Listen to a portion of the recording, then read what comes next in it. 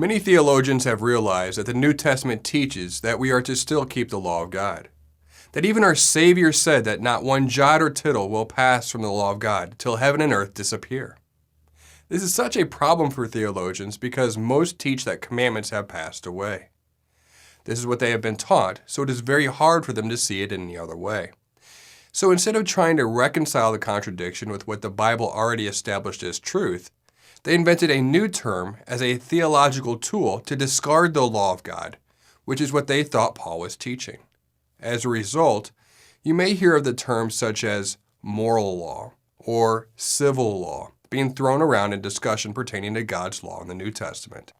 By inventing this term, now every pro-law verse in the New Testament is supposedly referring to what is now defined as the moral law, simply because they believe there are verses that teach against some of the commandments of God.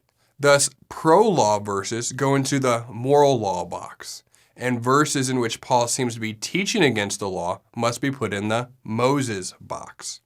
To them, problem solved. This is very creative theology.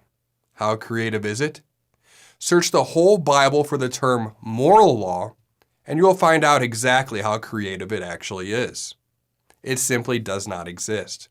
It is only existing out of theological need, not because the Bible teaches it. It was birthed out of either laziness in reconciling Paul or placing too much faith in seminary theological tradition.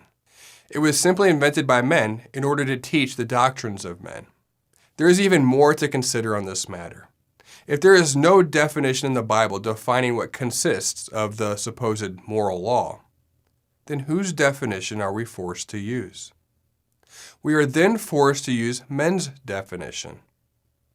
This produces a rather disturbing result. So now we have men deciding for us which commandments of God are moral and which ones are not.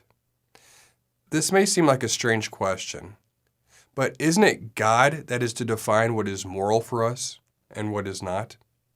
Isn't everything God commanded what is defined as moral? And everything breaking God's commandments is considered immoral?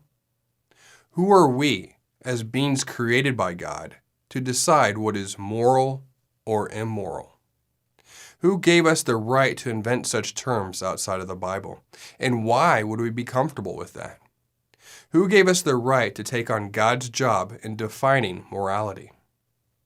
So the next time that someone throws around terms like moral law as a supposed defense as to why they decided to observe some of God's commandments, perhaps it should be asked, why is there a need to invent a non-biblical term to support their theology? Just a thought.